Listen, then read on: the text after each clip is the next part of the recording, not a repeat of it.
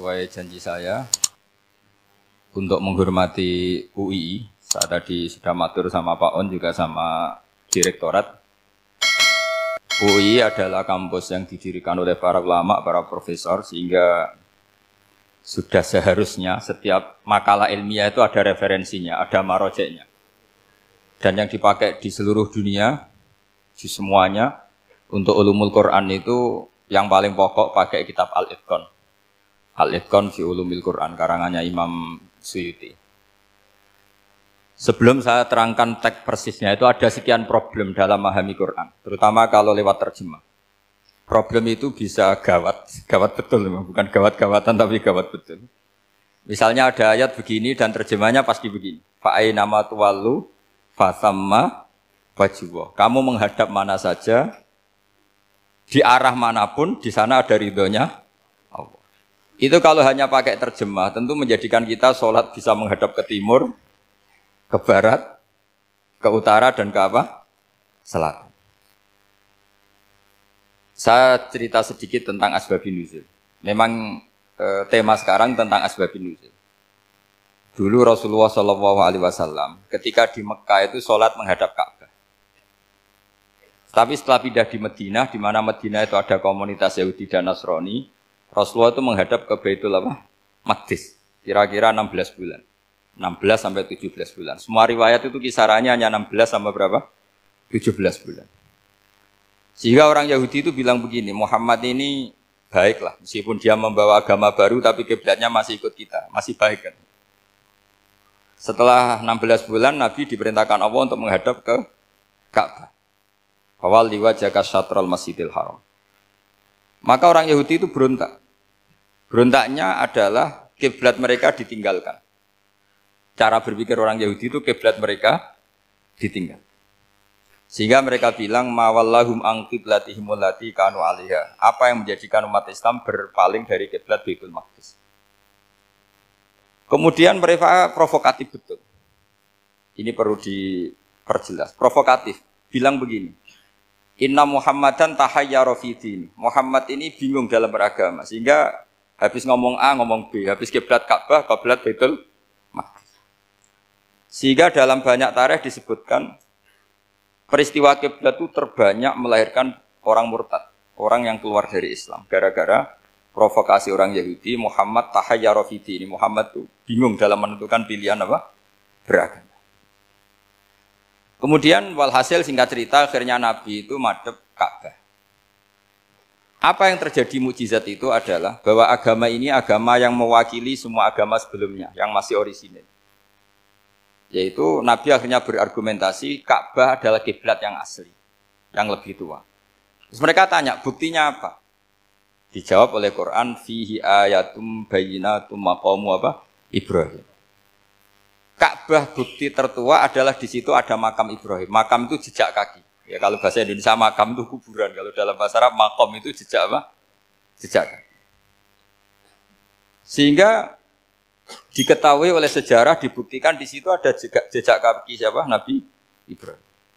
Sementara nisbatnya Baitul Maqdis itu adalah kepada Nabi Musa dan Nabi Harun. Yang ini adalah turunan dari Nabi siapa? Ibrahim. Hikmahnya apa? Begini, sebagai bukti bahwa Baitul Maqdis pernah menjadi poros Islam atau poros Tauhid, maka Nabi Muhammad pernah disuruh menghadap ke Baitul Maqdis. Buat inget-ingetan kalau ini pernah menjadi poros apa? Tauhid. Tapi tetap tua-tuaan masih tua apa? Ka'bah. Nah, kenapa tua Ka'bah tadi? Karena Ibrahim adalah Abul Anbiya, bapak dari para. Dan di situ ada jejak kakinya. Fihi ayatum bayyinatum maqam. Bukti itu belum cukup. Dibuktikan lagi bahwa Ismail kecil itu hidupnya di Ka'bah. Kita tahu sa'i bainas Safa wal Marwah adalah karena Siti Hajar sedang mencari apa? Air. Jadi ada bukti sekian, bukti empirik bahwa Ibrahim itu kiblatnya itu Ka'bah, bukan Baitul. Sehingga ada kata-kata fihi ayatum bayyinatum maqamu Ibrahim. Nah, tanpa ngerti asbabun nuzul, kamu akan mengartikan fa'ainama tuwallu fasamma wajhuhu itu salah. Karena di situ kamu menghadap mana saja, maka di situ ada ridhonya Allah. Maka para ulama memberi catatan, maksudnya begini, kamu menghadap kemana saja, asal itu yang diperintahkan Allah, maka di situ ada ridhonya. Harus seperti itu maknanya, disesuaikan dengan konteks asbabin nuzul. Tanpa seperti itu tidak bisa. Dan masih banyak lagi kepentingan tentang asbabin nuzul. Jadi problem sekarang adalah banyak mufassir yang hanya mengartikan dari terjemah. Itu bahaya sekali. Jika ada orang yang menikah secara mut'ah, itu kan mirip kayak transaksi zina. Mereka berdalil famastamta'tum bihi minhunna fa'atuhunna ujurahun. Perempuan yang sudah kamu nikmati, yang penting kamu bayar. Terjemahnya seperti itu. Karena ujur itu jamaknya ujroh. Itu fatal sekali. Padahal ayat itu begini, settingannya begini, setting siakul kalamnya atau asbabun nuzulnya begini. Ini sekaligus, memang saya sengaja ngaji dengan tema yang berat, bentuk penghormatan pada yang ngaji. Kalau temanya ringan kan kayak TPG. Jadi ini supaya gue keren-kerenan, ini ada doktor, Pak Oni pernah dekan Fakultas Hukum. Jadi kalau saya nanti salah tinggal ditangkap saja, gampang kan? Tapi nangkap saya berurusan dengan Tuhan. Jadi kalau orang dekat Allah itu yang tanggung jawab itu Allah. Jadi beliau bisa menang di kepolisian tapi kalah di hukum Tuhan. Jadi kalau berhadapan-hadapan dengan saya. Begini asbabun nuzulnya begini.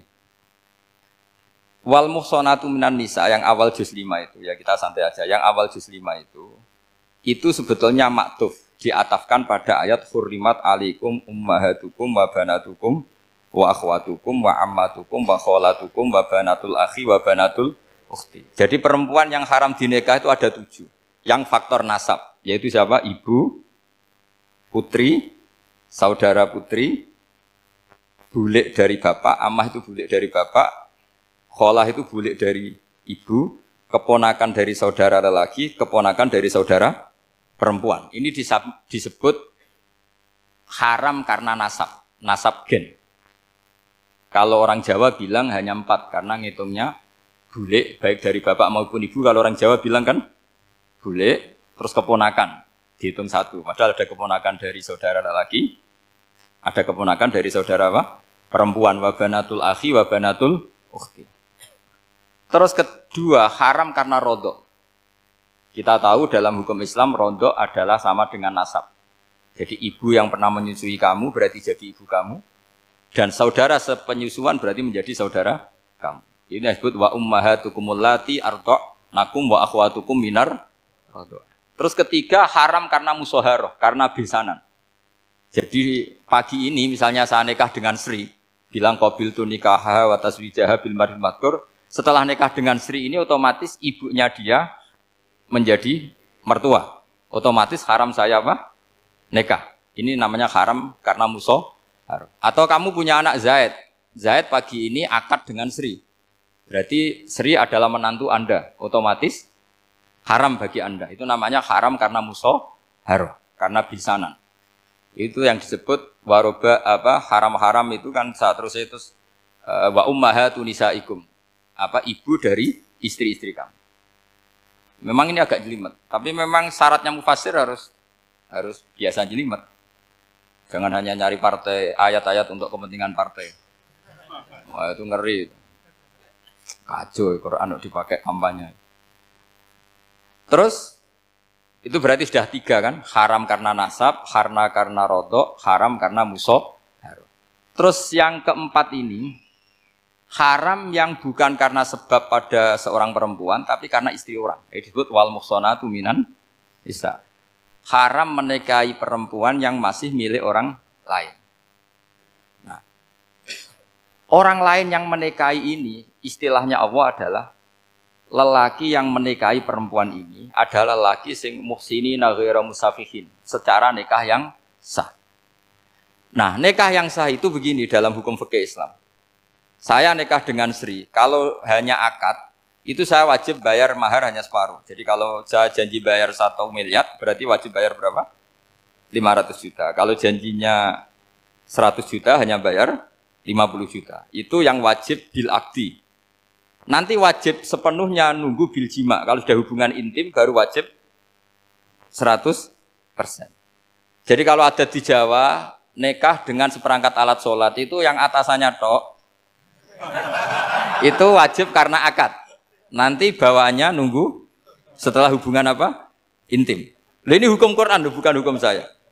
Makanya kan wa in talaqtumuhunna min qabli an tamassuhunna saat terus fanis suma faradtum. Hanya wajib bayar setengah. Nah, perempuan yang sudah diajak hubungan intim itu kata Allah fa'atuhunna ujurahun, maka wajib kamu bayar penuh. Jadi ayat itu tentang perempuan yang sudah dinikah, kita harus bayar berapa? Harus bayar penuh. Ini penting saya utarakan. Nah, problem kita sebagai orang Indonesia ini juga problem Pak On, problem semua kiai. Mahar di Indonesia itu nggak bisa dibahas di Quran karena keterlaluan, kecilnya itu keterlaluan. Saya ini kan kiai, sering ngakatkan tuh sampai bosen, seperangkat alat sholat. Itu ngawur sekali, ini mbak-mbak harus gak mau gitu. Saya provokasi minimal itu ya berapa? 100 juta, berapa? Pantasnya berapa? Pantasnya berapa? 10 gram itu berapa nilainya? Kan 1 gram 500 ribu, baru 5. Ya sudah mendingan itu, 10 gram. Quran itu bayangannya gini, sambil latihan, yang hafal-hafal biar latihan. Jangan dapat beasiswa karena hafal tapi nggak jelas luntrungannya. Quran tuh bayangannya gini, ini nggak mungkin Quran ini bisa dibaca di Jawa. Wa in aradtum istibdala zawji makana zawji wa ataitum ihdahunna qintaran fala ta'khudhu minhu syai'a. Jika kamu nikah sama seorang perempuan, kemudian kamu cerai, maka mahar yang sudah kamu berikan jangan ambil lagi. Karena mahar di Arab itu mahal, 100 juta, kadang mobil Alphard, kadang GMC. Sehingga setelah menceraikan tuh kebayang menarik. Kok enak, dulu saya memberikan itu kan karena dapat servisnya. Sekarang sudah saya cerai, saya tarik. Kalau mahar di Indonesia kan seperangkat alat sholat. Jadi gak kebayang ada kalimat fala ta'khudhu minhu syai'a, jangan ambil lagi. Kebayang ngambil aja enggak? Apalagi kalau nikahnya sudah 2 tahun kan sudah lusuh, sudah. Tapi kalau di Arab itu kebayang karena mahal. Makanya orang Arab suka nikah orang Indonesia karena murah. Jadi bahasa kintoron itu harta yang enggak ternilai. Wa ataitum ihdahunna kintoron. Yang enggak ternilai, mahal betul. Itu pernah saya hitung, ada yang mahar itu 400 juta, ya sekira segitu. Nah, makanya setelah dicerai Allah memperingatkan setelah kamu kasihkan ya jangan minta lagi. Kenapa kepikiran minta? Karena jumlahnya besar. Kalau di Indonesia kepikiran enggak minta ya. Enggak kepikiran, saking kecilnya. Seperangkat alat sholat kadang 1 juta. 1 juta itu setelah hubungan intim, sebelumnya yang wajib hanya 500. Itu kan gak kebayang. Makanya susah ngartikan Quran di Indonesia, kadang susah karena kadang terlalu. Itu pernah Sayyidina Umar radhiyallahu anhu pernah bilang begini, wahai para perempuan, mahar itu jangan mahal-mahal, kasihan para lelaki. Itu ada perempuan alimah ya, orangnya alim betul. Meskipun gak pernah sekolah di UI, tapi alim itu. Itu usul langsung gini, ya Amirul Mukminin, laisa dzalika laka ya Amirul Mukminin. Waqad qala ta'ala wa ataitum ihdahunna qintaran. Kamu hanya seorang Amirul Mukminin, tidak berhak bikin aturan pembatasan mahar. Allah saja tidak batasi, kenapa kamu batasi? Sehingga dulu yang namanya nikahnya Sulaiman Agung atau Jamaluddin siapa Ratu Agung itu, kalau hadiah ya sampai tas mahal itu. Ini kan dari bahasa Arab mumtaz mahal, mumtaz itu istimewa, mahal itu dia punya istri yang sangat dicintai, dikasih hadiah mumtaz mahal. Terus ilat Jawa jadi apa? Tas mahal. Itu sama Mujid Ulil Albab kalah. Itu kalau cerai kan kepikiran minta lagi. Dikasihkan yang baru. Tapi kalau di Indonesia tidak mungkin karena apa tadi? Seperangkat alat sholat. Begitu nyari yang murah lagi. Yang bagus kitanya, bungkusnya yang bagus. Nah, maka nggak mungkin kita maknani Quran tanpa mengenal yang bernama asbabin nuzul. Karena makna ayat itu bisa kacau kalau kita tidak tahu asbabin nuzul. Yaitu kayak tadi makna fa'ina ma tuwallu fasamma wajhu. Itu maknanya kan kamu menghadap mana saja, boleh saja di sana ada ridhonya Allah. Berarti kan bisa ke timur, ke selatan, ke utara, ke barat. Itu bahaya betul. Sehingga kata ulama harus mengkaji asbabin nuzul. Supaya porsi ayat ini sampai semana jauhnya itu kita tahu. Tanpa tahu itu tidak bisa. Begitu juga menyangkut kiblat. Sekarang saya tanya, kemarin kan ramai dulu di Kemenak, kiblat semuanya diukur dengan GPS, terus beberapa masjid dikomentari salah. Karena diukur pakai apa? GPS. Kalau dalam bahasa falak disebut yauma rasdil kiblat. Memang bisa diilmoni. Tapi pertanyaannya begini, dari awal Allah ngendikan fawal liwajhaka syatral masjidil haram. Kamu yang penting sholat itu menghadap masjid. Masjid itu ya bangunan. Sehingga kata Ibnu Abbas yang diriwayatkan banyak ulama mengatakan al-Ka'bah kiblatun li ahlil masjid wal masjid kiblatun li ahlil haram wal haram kiblatun li ahlil masyriq wal maghrib. Jadi kalau orang di dalam masjid kiblatnya harus Ka'bah. Di luar masjid kiblatnya asal bangunan Masjid Haram. Tapi di luar sini kayak di Indonesia boleh semua tanah. Kenapa begitu?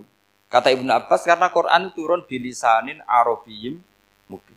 Jadi kalau orang Jogja kalau mau ke Jakarta arahnya kemana? Barat.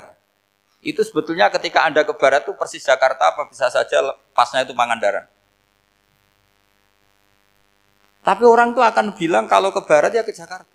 Meskipun presisi Anda tepatnya di Pangandaran. Nah kiblat seperti itu, asal orang menghadap ke barat, itu orang sudah bilang ke kiblat. Nggak usah sedetail misalnya harus pas Ka'bah.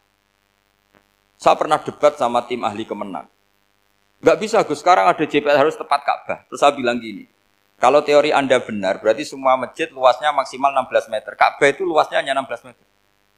Berarti masjid Ulil Albab yang pojok sana sama pojok sana, kira-kira itu ya sudah tidak kena Ka'bah. Kalau harus tepat, Ka'bah itu kan diameternya hanya 16. 16 sampai 18 kalau nggak salah.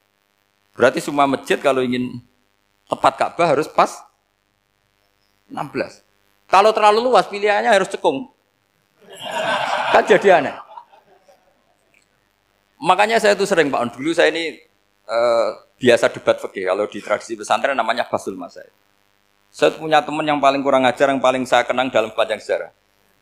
Dulu itu kalau debat fikih itu ya seru. Kalau aturan fikih kan gini, soft paling baik itu kan soft pertama.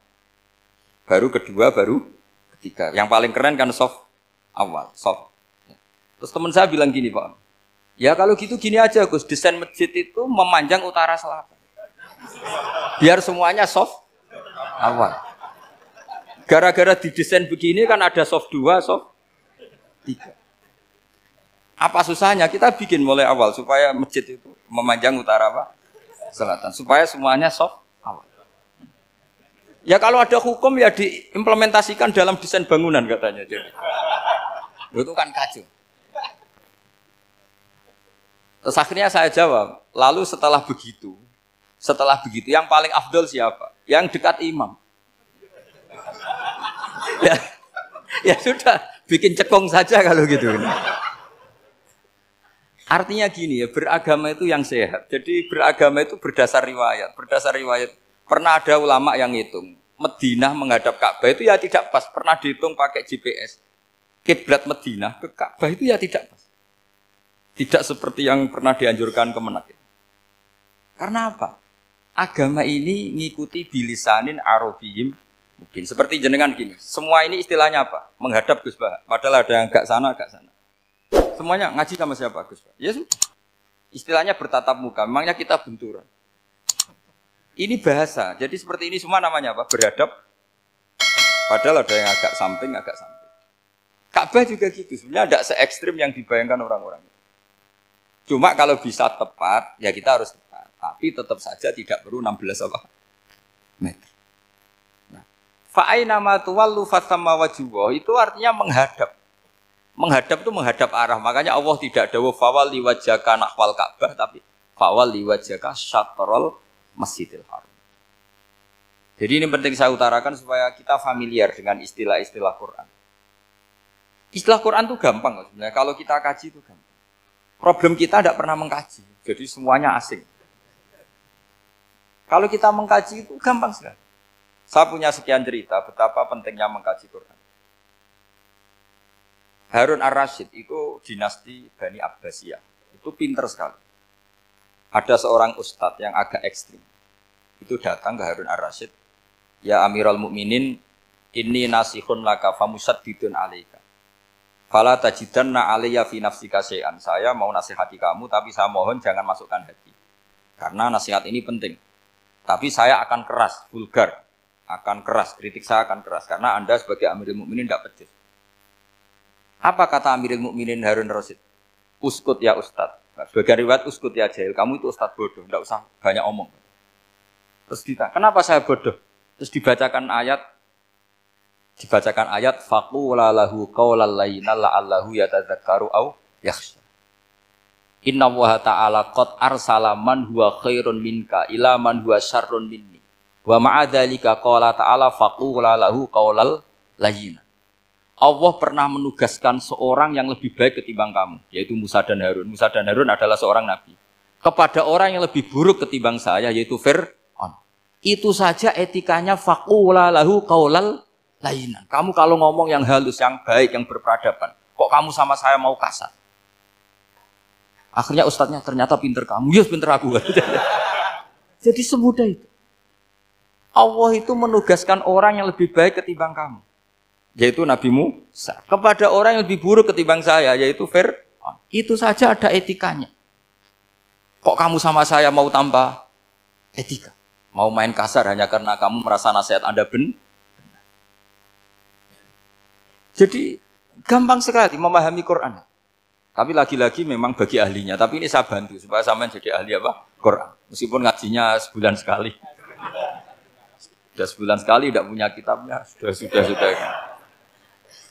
Jadi ulama dulu kalau belajar Quran itu gampang sekali. Saya berkali-kali cerita. Yang kitab saya baca di rektorat namanya Syajaratul Ma'arif. Itu kalau cerita bikin judul itu enak sekali. Babuna fil ibad bikullil bilad. Bab seseorang di mana saja hidupnya harus bermanfaat. Terus dalilnya itu hanya mengutip makalahnya Nabi Isa, wa ja'alani mubarakan ainama kuntu. Ciri utama seorang nabi apa? Saya di mana-mana adanya berkahi orang lain. Jadi berkah bagi orang lain. Maksudnya tidak jadi problem bagi orang lain.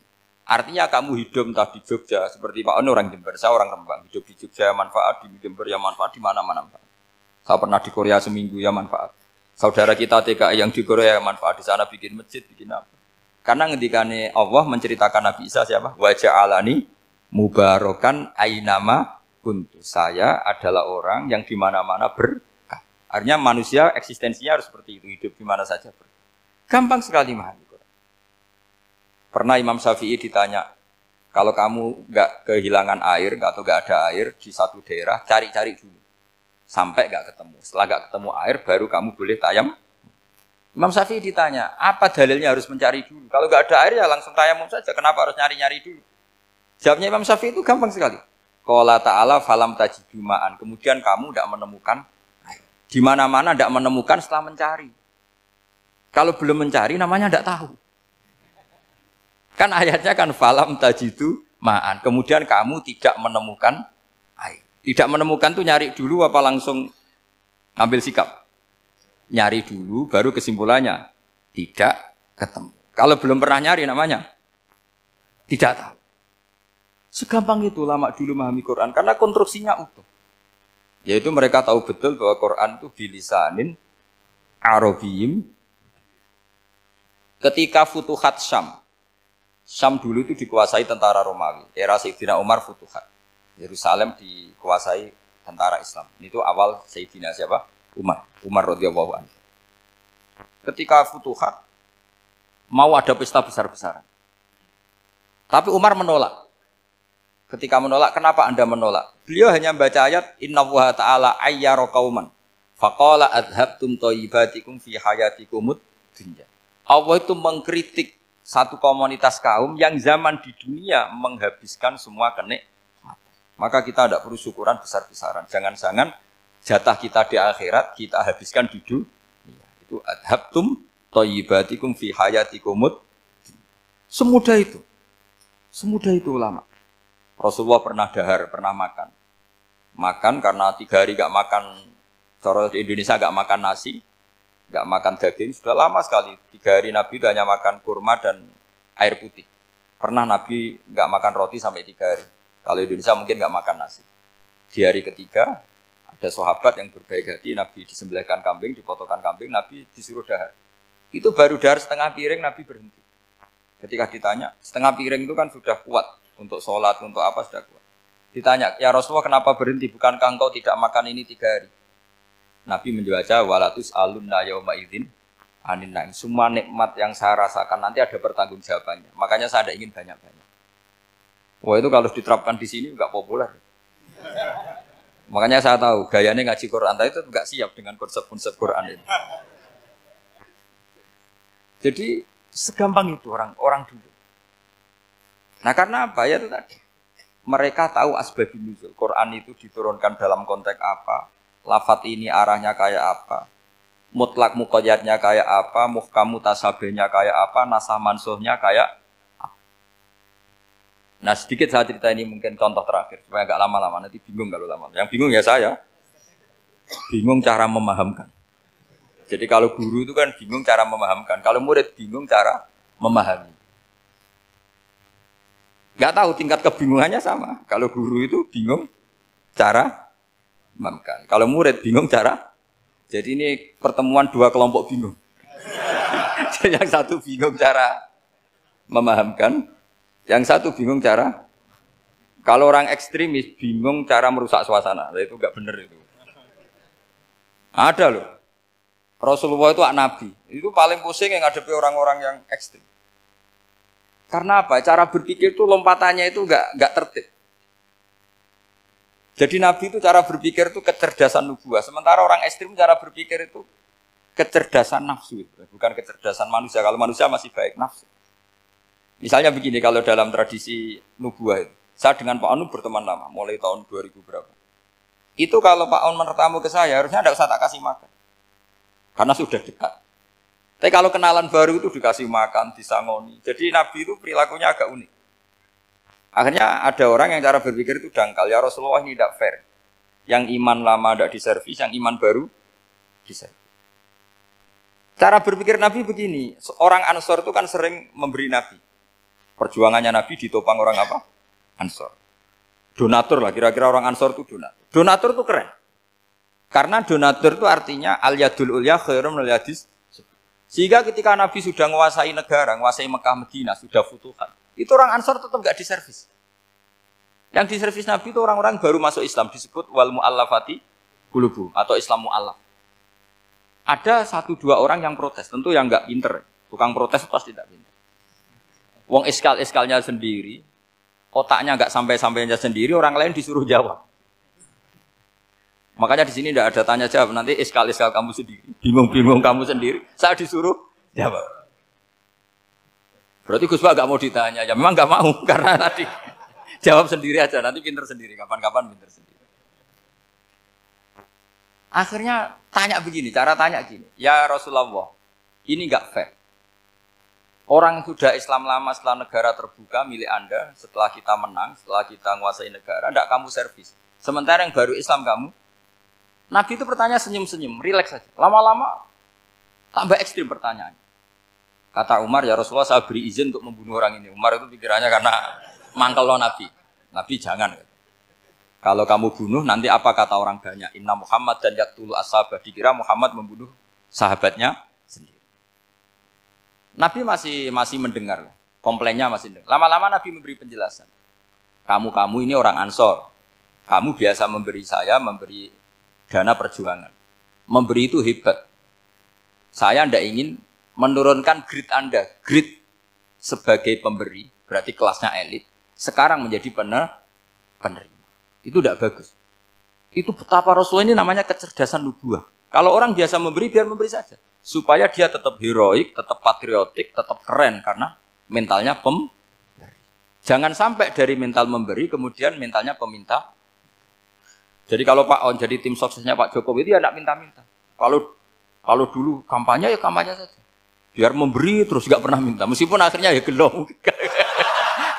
Tapi Nabi dulu tidak gitu. Jadi orang Ansor itu nggak pernah diservis. Padahal jasanya kayak gitu. Supaya kelasnya tetap kelas elit, yaitu pemberi, penanggung jawab. Nabi nggak ingin orang Ansor turun grade menjadi penerima. Orang-orang yang cerdas nubuah menerima konsep Nabi seperti itu. Lo tanya sama Pak On, saya dadani terjemahan UI itu puluhan tahun sama Pak Zin. Itu beliau ke kontrakan saya ke rumah beliau. Tidak pernah berharap apa. Saya sangat tertutup. Bukan apa-apa ya, kalau ingin memberi saja. kontribusi saya pada Al-Quran. Saya tidak kepikiran mendapat. Supaya heroik. Tapi orang-orang yang cerdas amatir tadi, ini nggak fair. Wong yang memberi lama kok dapat servis sedikit. Nah, sekarang itu problem zaman akhir sudah mulai seperti itu. Nah, orang ini namanya Dzul Khuwaisirah. Ini yang nanti punya anak turun Khawarid. Khawarid itu orang yang ibadahnya hebat, tapi cara berpikir tentang nubuah salah. Orang lagi Khawarid itu orang ibadahnya hebat, tapi cara berpikir nubuah salah. Nubuah itu unik. Nubuah itu cara berpikir tadi. Apa ya? Melihat sesuatu yang benar biar benar terus. Gitu. Yaitu tadi, mental memberi itu ya biar memberi terus, tidak usah di-share. Maka ketika Abu Bakar jadi khalifatul Rasulullah, itu ada sistem kepegawaian. Itu gajinya Umar yang sudah Islam lama, gajinya Abu Bakar yang sudah Islam lama. Itu sama Abu Sufyan sama, padahal Islamnya Abu Sufyan baru setelah Fathu Mekah, kira-kira baru setahun. Terus diprotes sama orang-orang, ini Islam lama kok gajinya sama Islam yang baru setahun kok sama. Kata Abu Bakar, fadhailuhum indallah. Mereka punya kelebihan Islam lama itu indallah. Nanti balasannya biar surga. Kalau di dunia sesuai profesinya. Artinya profesi kalau penjaga kantor ya berapa, kalau dosen berapa, pokoknya ya sudah. Dan itu diterima oleh sahabat. Semuanya nerima konsep itu. Era Umar agak dibalik. Abu Sufyan kira-kira gajinya 1 juta, yang lainnya yang menangi Nabi mulai awal gajinya 10 juta. Ditanya, ya Umar, kenapa ini jadi rubah seperti kebijakan Abu Bakar, tidak seperti Abu Bakar? Jawabnya Umar lucu. Fawwah la usawwi baina man qatala Rasulullah wa baina man qatala ma'a Rasulillah. Demi Allah saya tidak akan pernah menyamakan orang yang dulu merangi Rasulullah yaitu Abu Sufyan dengan orang sing selawase dari Rasulullah yaitu Sayyidina Ali dan sebagainya. Ini penting. Artinya ketika gajinya orang saya seperti Ali radhiyallahu anhu itu tinggi itu bukan karena lamanya Islam, tapi karena lamanya iman. Jadi mulai dulu ijtihad itu ada dan dulu dia biasa saja. Karena tadi ada kecerdasan nubuah. Saya ulang lagi, ada kecerdasan apa? Sekarang itu kecerdasan tomak atau kecerdasan nafsu. Itu kalau sampai ngaji kitab tasawuf, itu bab bakhil itu tidak ada. Menurut kitab tasawuf, medit itu tidak ada, kikir itu tidak ada. Yang ada itu tomak. Tomak itu berharap dikasih orang lain. Sampean pernah enggak bilang kalau artis-artis di Jakarta kikir? Enggak pernah kan? Karena kamu enggak pernah ingin diberi. Tapi kalau kamu punya pacar karena kenal enggak pernah ditraktir, oh pacar saya kikir. Karena kamu ingin diberi. Pernah enggak kamu hukumi orang lain kikir yang enggak kenal? Padahal enggak pernah memberi kamu. Apa Kak? Karena kamu enggak pernah ini. Coba sekarang kamu saya tanya, ini latihan cerdas. Definisi kikir itu apa coba? Enggak pernah memberi kamu kan? Artis-artis Jakarta, tokoh-tokoh nasional pernah nggak memberi kamu? Enggak kan? Tapi enggak pernah kamu vonis kikir. Karena kamu enggak pernah tomak. Tapi pacar kamu, kok amin ditraktir terus? Atau istri kamu, atau mertua kamu, kok enggak ngasih warisan, kamu bilang kikir enggak? Sebabnya kikir betul apa karena kamu tomak, berharap? Tomak. Maka di kitab tasawuf itu enggak ada bab kikir, yang ada bab tomak. Karena asal usul menvonis orang kikir itu karena tamak. Maka jangan banyak kenal orang, nanti banyak hukum kamu. Sombong juga gitu, di tasawuf itu enggak ada bab sombong. Karena orang hukumi orang lain sombong itu karena kamu ingin dihormati. Ada orang enggak kenal, terus lewat saja enggak tanya kamu bilang sombong enggak? Enggak kan? Tapi kalau kenal, oh sombong betul, kenal enggak tanya kan gitu. Jadi tasawuf itu sisi unik dari khazanah Islam. Makanya di tasawuf itu enggak ada kritik terhadap kikir. Ya tentu kikir itu buruk, pasti ya kikir itu buruk. Tapi nggak perlu dikritik. Jangan-jangan yang salah kamu. Mau kenal Pak On di PPAI terus ingin jadi sekretarisnya. Terus ingin kenal Pak Jokowi ingin jadi menterinya. Nanti kenal rektor ingin jadi pegawainya. Ketika nggak diturutin bilang Pak Rektor kikir. Tapi orang lain ya Kak pernah berharap. Mungkin nggak menvonis Pak Rektor atau Pak On ini kikir. Enggak kan? Berarti vonis kikir itu status orang itu apa nggak kesampaian niat kamu? Memang agak jelimet ilmu tasawuf itu, tapi itu unik. Itu bagian dari khazanah apa? Islam. Makanya Rasulullah itu sering isti'adah minta perlindungan wa min toma'in fi ghairi matma'in. Ya Allah, saya tidak ingin berkeinginan yang tidak layak. Karena semua dunia ini dimulai dari keinginan. Coba kamu protes negara itu karena apa? Ingin makmur, sejahtera tanpa kerja, sehingga nyalakan menteri keuangan, menteri ini itu. Makanya kalau guyonannya ulama tasawuf begini, tak beri bocoran. Guyonannya orang tasawuf. Begini guyonannya. Anta lam tajid min nafsika kullama turid. Fa kaifa turidu min ghairika kullama turid. Kamu yang punya keinginan saja tidak bisa memenuhi apa yang kamu inginkan. Kenapa keinginan itu kamu timpakan ke orang lain untuk memenuhi kamu? Wong kamu yang punya keinginan saja tidak bisa mewujudkan. Kenapa keinginan Anda kamu timpakan, bebankan orang lain untuk memenuhi keinginan Anda? Misalnya kamu, Gus saya ini goblok, tolong pinterkan. Wong kamu yang ini saja tidak bisa. Kok menyuruh saya? Jadi kalau tiap tasawuf itu unik. Seperti kamu mencintai istri tulen, itu ingin kan dicintai istri tulen. Kamu sendiri kan nggak bisa cinta tulen, masih pelengahan sana sini. Kamu pacaran, ingin pacar kamu setia. Ternyata kamu bikin sekian alternatif. Kalau putus ini punya ini, putus ini. Tapi kamu ingin ini setia, kan nggak fair. Makanya guyonnya orang tasawuf itu, anta lam tajid min nafsika kullama turid, fa kaifa turidu min ghairika kullama turid. Gampang tuh apalane, pokoknya ratrit gitu aja gampang. Jadi kamu yang punya keinginan saja tidak bisa memenuhi. Kok orang lain disuruh memenuhi. Sehingga orang tasawuf itu malu betul. Misalnya saya kok ingin Pak On takdim sama saya itu kurang penggawean. Kalau saya ingin ditakdimi saya menakdimi diri saya sendiri. Makanya berbahagialah orang yang ngilu terus saya ganteng sendiri ya Allah. Saya kaya sendiri. Menunggu orang lain bilang kamu kaya itu repot. Menunggu orang lain bilang kamu hebat itu, ya sudah bilang aja, ya Allah saya hebat, ya Allah saya ganteng, ya Allah saya cantik. Daripada menunggu orang lain bilang apa? Cantik. Jadi ilmu tasawuf itu unik.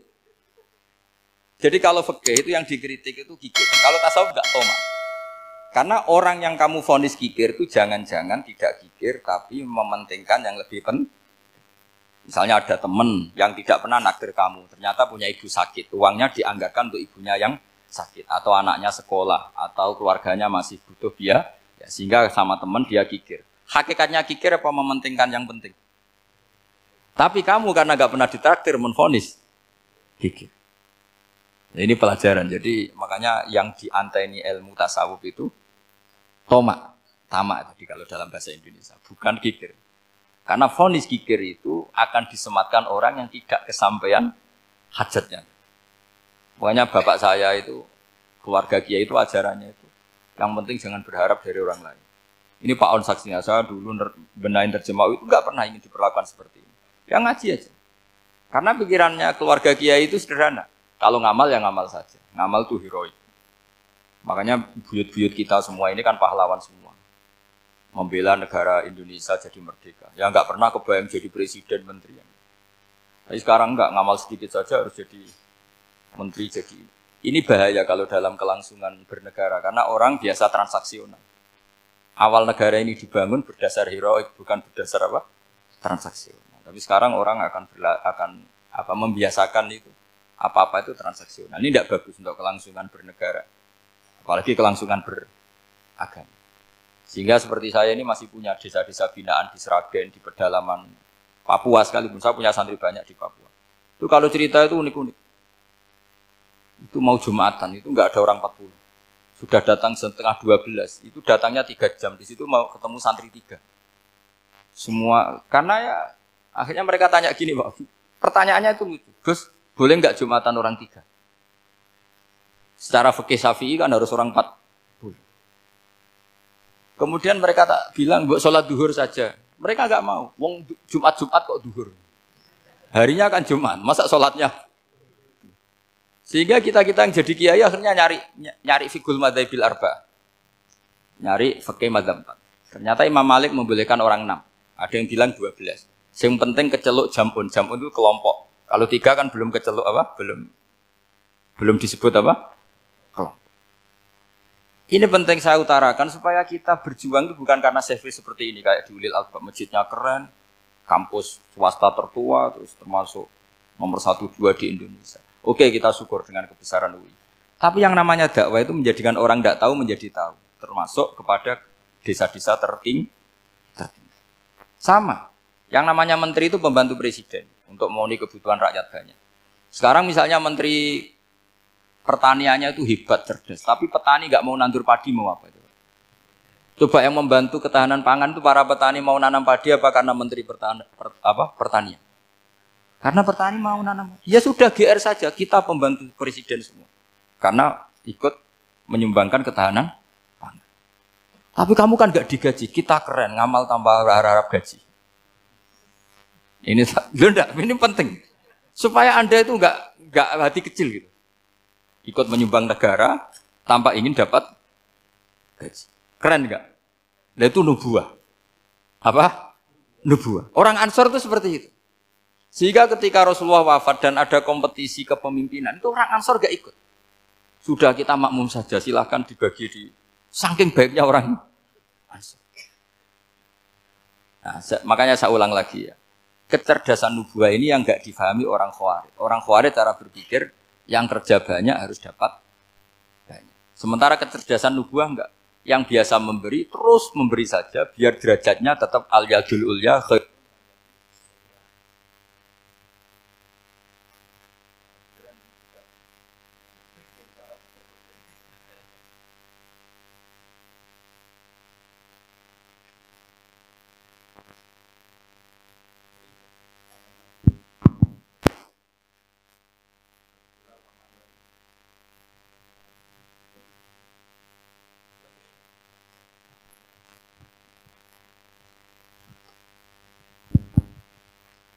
Bismillahirrahmanirrahim. Ini saya baca supaya dapat berkahnya ulama-ulama dulu. Karena ini dikarang oleh ulama yang dipakai rujukan seluruh dunia. Begini, qala Ibnu Taimiyah, ma'rifatu sababin nuzuli yu'inu ala fahmil ayat. Jadi mengenali asbabin nuzul itu membantu memahami secara benar ayat itu. Karena tadi kalau ayat itu dipotong, itu maknanya bisa kacau. Kayak tadi, famastam ta'tum bihi minhunna fa'atuhunna ujuruhun. Kalau diterjemah itu kan mendukung kawin mut'ah. Kalau terjemahnya saja, perempuan siapa saja yang pernah kamu nikmati, yang penting kamu bayar. Itu kan aliran sesat dan menyesatkan. Itu konteks asbabun nuzul tidak seperti itu. Perempuan yang sudah menjadi istri kamu. Saya ulang lagi, perempuan yang sudah menjadi istri kamu, jika sudah kamu hubungan intim, maka maharnya harus dibayar penuh. Tapi kalau belum hubungan intim, maharnya hanya wajib separuh. Fanisfu ma faradtum illa ayafuna aw ya'fu alladhi biyadihi uqdatun nikah. Tapi tadi kalau di Indonesia gimana Gus? Ya itu yang repotnya. Maharnya itu tadi mukena atasan dan apa? Bawahan. Wah kacau kalau di Indonesia. Sehingga kita bingung kalau dalam logika Arab kan gitu. Bayangannya kalau cerai, kata Allah, fala ta'khudhu minhu syai'at. Harta yang sudah kamu berikan ke istri jangan diambil lagi. Sampai dilarang ngambil tuh karena jumlahnya banyak sehingga kepikiran ngambil. Kalau di Jawa nggak usah dilarang sudah tidak akan ngambil karena rukuhnya sudah lusuh. Itu susahnya baca Quran di Jawa ya. Karena dari awal maharnya terlalu apa? Kecil. Terus beliau Imam Suyuti termasuk di sini menyontohkan yang pasti salah kalau difahami yaitu tadi ayat apa itu fa'ina matuwallu fastamanawa wajib. Jadi beliau terus meringatkan betapa pentingnya mengenali asbabin nuzul.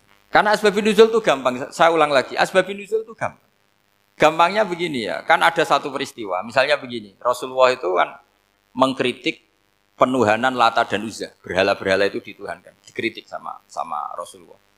Kemudian mereka begini, karena mereka biasa personifikasi Tuhan, Muhammad, kalau Tuhan itu tidak Lata Uzza, dan itu terbuat dari batu, lalu Tuhan Anda itu dari apa? Amin fiddotin audhabin, lalu Tuhan Anda ini dari emas apa dari perak? Karena mereka nggak bisa membayangkan Tuhan tanpa dipersonifikasi. Terus Allah menurunkan qul huwallahu ahad, Allahus somad, lam yalid wa lam yulad wa lam yakul lahu kufuwan ahad. Karena otaknya mereka sudah begitu, yang namanya Tuhan itu harus dipersonifikasi. Makanya saya kemarin di Korea seminggu, cerita yang paling unik gini Pak On, ada bos Islam, ada bosnya TKI yang baik. Mereka mengizinkan pekerjanya sholat.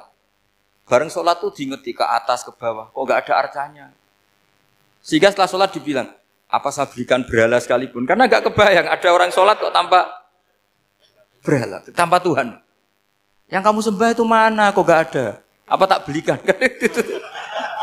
Jadi unik. Nah teman saya yang satu unik lagi, dia termasuk pegawai Garuda yang derekno saya ke Korea itu orang pegawai Garuda. Dia karena orang kaya biasa ke Eropa kemana-mana itu.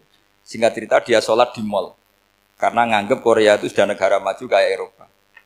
Setelah sholat di mall pas asar itu, security-nya nelpon polisi. Pak polisi di sini ada ritual teroris. Jadi kalau menamakan sholat itu ritual teroris. Jadi artinya apa? Ritual-ritual yang kita lakukan itu macam-macam cara pandang. Orang ateis itu kan Cina kan Korea itu kan ya Cina lah, Korea, Jepang, RRC itu kan sipit. Itu ya yang namanya ibadah sembahyang harus ada patungnya atau ada arcanya atau ada benda-benda. Orang Islam kan nggak ada sama sekali. Makanya mereka itu kok bisa? Problemnya kita, saya ulang lagi, ini problemnya. Problemnya kalau ada itu ya repot. Begini misalnya, ini masih tentang asbabun nuzul. Ini contoh terakhir, tentang masih asbabun nuzul. Umar radhiyallahu anhu, sahabat Umar itu kalau mencium Hajar Aswad itu sambil gedumel. Tidak berdoa, tapi gedumel. Masyhur. Itu ada di Bukhari. Alim tu annaka hajarun la tadur wa la tanfa. Walau la anni ra'aitu Rasulullah qabbalaka ma qabbaltuka. Saya tahu loh. Nyium Hajar Aswad dicium, tapi sambil gedumel. Saya tahu loh, kamu hanya batu, enggak mandoroti, enggak manfaati. Kamu jangan GR, saya cium itu jangan GR. Kalau saja saya tidak melihat Rasulullah mencium kamu, maka saya ada sudi nyium kamu. Dah gitu aja. Terus itu tiap nyium Hajar itu tidak doa. Kalau kamu kan enggak minta kaya, minta macam-macam. Kalau Umar malah gitu.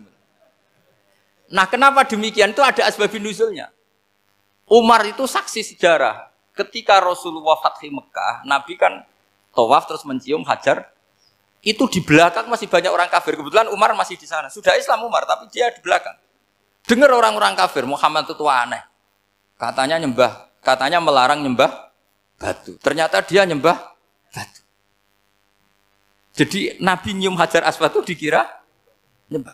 Katanya ngelarang nyembah batu, tapi dia kok nyembah batu. Karena Nabi mencium Hajar Aswad. Nah karena untuk menghilangkan stigmasi itu, Umar tiap nyium Hajar Aswad ngomong gitu. Kan ada sound system, mungkin jadi sound system. Supaya jelas bahwa penciuman ini bukan karena menyembah. Artinya mudah sekali kenapa Umar ngomong gitu. Karena asbabun nuzulnya seperti itu. Coba kalau kamu tidak tahu asbabun nuzul, Umar maksudnya gimana? Gak doa, gak apa kok malah ngomong gitu kan. Tapi kalau kamu tahu asbabun nuzul Umar itu yang mendengar komentar orang sama ketika kita tawaf itu kan 3 pertama kan kita lari-lari kecil. Itu ceritanya juga gitu. Rasulullah itu hidup di Medina, terus diterkenalkan miskin. Medina itu kota wabak, kota penyakit, endemik. Dulu Medina, Yasrib itu kota endemik. Sehingga kata orang kafir-kafir Mekah, yaji ulihadal bait kaumun qad wahanat huma Yasrib. Nanti akan datang satu komunitas kaum yang sudah lemas karena kena penyakit TBC dari Yasrib. Nabi dengar itu makanya terus bilang ke para sahabat, tunjukkan kalau kamu kuat dengan cara lari 3 kali. Terus pakai pakaian yang kelihatan maco, yaitu yang dipakai lelaki-lelaki. Bahunya dikelihatkan. Nah, setelah Rasulullah wafat, Umar menggantikan beliau setelah Abu Bakar. Umar bilang gini, sebetulnya tawaf seperti ini, yaitu lari pertama 3 putaran pertama lari dan memperlihatkan pundak seakan-akan orang maco itu sudah enggak perlu. Karena alasan itu sudah tidak ada. Tapi ini tinggalan Rasulullah, maka jangan rubah ya tetap seperti ini. Akhirnya meskipun sudah tidak ada alasan tadi menjawab stigmasi orang kafir, tetap tawaf seperti itu. Jadi memang agama itu unik. Kadang kita harus tahu alasannya, tapi alasan itu kalau menjadi mahatul hukmi, pijakan hukum salah. Misalnya kamu terus bilang gini, ya berarti tawaf sekarang bebas, gak perlu seperti itu. Kan alasan itu sudah tidak ada. Nah di sini pentingnya riwayat. Riwayat itu begini, logikanya sudah nggak ada, tapi kaifiah itu, cara itu masih kita terus. Dan itu memang, saya ulang lagi, harus tahu asbabun nuzul. Saya beri contoh ya misalnya, wa idza darabtum fil ardi falaysa 'alaikum junahun an taqsuru minas shalah. Terus ayat di mana? In khiftum ayyaftinakumul ladzina kafaru. Jika kamu pergi dalam keadaan takut ditangkap orang kafir atau takut diculik orang kafir, maka kamu boleh mengqasar sholat. Itu jelas ada ayat in khiftum ayyaftinakumul ladzina kafaru. Jika kamu takut diculik orang kafir. Sehingga ketika ba'da Fathi Mekah, setelah Mekah dikuasai Islam, Umar tanya, ya Rasulullah, kenapa engkau masih sholat qashar? Bukankah kita sudah aman? Waqad qala ta'ala in khiftum ayyaftinakumul ladzina kafaru. Allah ngendikan boleh mengqashar itu kalau dalam kondisi takut. Waqad kunna fi amrin, sekarang kita sudah aman. Jawabannya Rasulullah itu unik. Ya Umar hadihi sodaqotun, faqbalu sodaqoh. Ini sodakohnya Allah, bonus sudah terima saja, enggak usah catatan-catatan gitu. Sehingga era Umar ya ada lagi yang tanya Umar ke gitu. Terus kata Umar, sa'altu dzalika Rasulullah sallallahu alaihi wasallam faqala hadhihi shadaqatu wa faqbalu shadaqah. Sudah ini bonus dari Allah, terima saja. Ini kan unik. Padahal kalau secara disiplin ilmu kan begini. Kamu boleh mengqashar salat kalau dalam bepergian dan dalam keadaan takut. Logika hukumnya kalau tidak takut tidak usah. Sama seperti begini. Kamu kalau pergi jauh seperti saya Pak On, itu ngosor sholat apa enggak ngosor kan? Alasannya kalau kosor itu, kalau pergi itu masyakot, repot. Sekarang pergi kita pakai Alphard, pakai Innova, bawa uang, disupirin, itu masyakot enggak? Enggak kan? Tetap boleh jamak enggak? Boleh. Sebenarnya kamu jamak itu karena pengetahuan hukum apa karena enak jamak? Kalau alasannya masyakot, kan sekarang sudah ada. Enggak repot. Ya sudah pakai hadis tadi, ini hadiah, terima saja. Jadi makanya agama itu riwayat. Tapi ada saja ulama yang agak balik loh. Agak balik gini, banyak juga ulama misalnya duwe gawe, ibunya sakit terus ribet jamak sholat. Kenapa? Ribet ngurmat ibu. Makanya ada saja kiai yang duwe gawe mantu itu terus jamak sholat, tapi jangan ikuti. Tapi ada saja karena alasannya jamak itu karena apa? Repot. Ya ada saja, tapi ya jangan ditiru. Cuma saya ini cerita, analisis hukum itu memang agak-agak unik. Jadi tadi, kadang Nabi itu ditanya, ya Rasulullah, kita dulu boleh jamak qashar ini kan karena in khiftum ayyaftinakumul ladzina kafaru, takut diancam orang kafir. Sekarang aman, kenapa tetap jamak? Jawabannya Nabi, ini hadiah, terima saja. Ya ada sahabat yang bantah, kenapa Nabi? Allah itu zat yang baik, kalau sudah ngaji bonus nggak pernah ditarik lagi. Makanya Nabi kalau berdoa itu unik. Ya, siapa yang disiksa di dunia karena dosanya, fawwahu akramu min ayyus sanniya uqubatahu fil akhir. Kalau ada orang salah kok di dunia sudah dikasih sanksi, Allah itu lebih mulia untuk mengulang nanti di akhirat.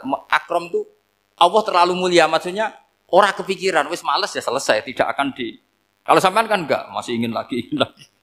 Jadi itu cara berpikir nubuah. Jadi berpikir nubuah itu beda. Ada orang pas sujud diinjek sama orang fasik. Diinjek, kemudian si yang sujud tadi, wallahu la yaghfiru wallahu laka, demi Allah tidak akan ngampuni kamu. Itu langsung Allah memberi wahyu sama Nabi di zaman itu. Bilangin yang sedang sujud itu, dia harus minta maaf sama saya, kata Allah. Man dzalladzi yata'alla ala fulan. Dia bersumpah bahwa Allah tidak akan memaafkan orang itu. Itu harus diralat. Nabinya iskal, kenapa ya Allah? Yang Tuhan itu saya ini punya sifat dua, bisa menyiksa dan bisa memaafkan. Kenapa dia milih sifat saya satu tidak memaafkan? Akhirnya apa? Orang yang nginjek tadi sama Allah dikasih tobat dan jadi orang soleh. Jadi itu makanya kamu nggak boleh jadi orang ekstrim nyifati Allahnya satu. Nggak boleh, Allah tetap bisa yaghfiru liman yasha wa yu'adzibu may yasha. Sifatnya Allah dua ya tetap dua, nggak boleh kamu pilih satu. Misalnya kamu kan biasanya gini, yang ghafur untuk kamu, yang sadidul uqab untuk orang lain. Mesti kelakuannya sampean kan begitu. Nggak boleh seperti itu. Rasulullah kayak apa bencinya sama Wahsy? Karena Wahsy itu qatilul Hamzah. Yang membunuh Sayyid Hamzah siapa? Itu bencinya bukan main Rasulullah. Sampai maksud-maksud Wahsy. Tapi sama Allah malah diturunkan ayat laisa laka minal amri syai'un aw yatuba alaihim aw yu'adzib. Muhammad, meskipun kamu kekasih saya itu tidak wilayah kamu, memaafkan atau enggak, terserah saya, kata Allah. Ternyata betul, malah Wahsy dikasih tobat. Nah sekarang enggak, orang itu nyifati Allah sama orang lain syadidul iqab, kalau sama dirinya enggak boleh seperti itu. Allah ya sifatnya tetap dua. Jadi boleh kamu misalnya berdoa, ya Allah mbak yang cantik itu semoga dapat jadi istri saya. Mbaknya juga boleh berdoa, ya Allah naudzubillah min dzalik. Jadi ini adu kekuatan, nanti terserah nanti Allah pihak yang mana. Kayaknya pihak yang perempuan mungkin. Karena kasihan kan kalau cantik dapat orang apa? Jelek. Saya tuh andaikan boleh fatwa fikih, yang saya haramkan tuh orang jelek dapat orang jelek. Karena kasihan anak-anaknya, tahu-tahu jelek banget. Jadi itu kan kasihan itu. Jadi dalam Islam itu seperti itu. Jadi apapun benci kita sama musuh kita, Allah bisa saja memperlakukan musuh kita secara baik. Karena Allah itu yaghfir. Tetap kita harus sifati Allah yaghfiru liman yasha wa yu'adzibu. Jangan karena kita benci seseorang seakan-akan Allah sama dia pasti yu'adzib. Pasti menyek. Itu yang dicontohkan Allah kepada Rasulnya, itu beliau tidak cocok sama Wahsy, malah Wahsy dikasih petunjuk. Makanya terus ada ayat apa? Laisa laka minal amri syai'un aw yatuba alaihim aw yu'adzibah.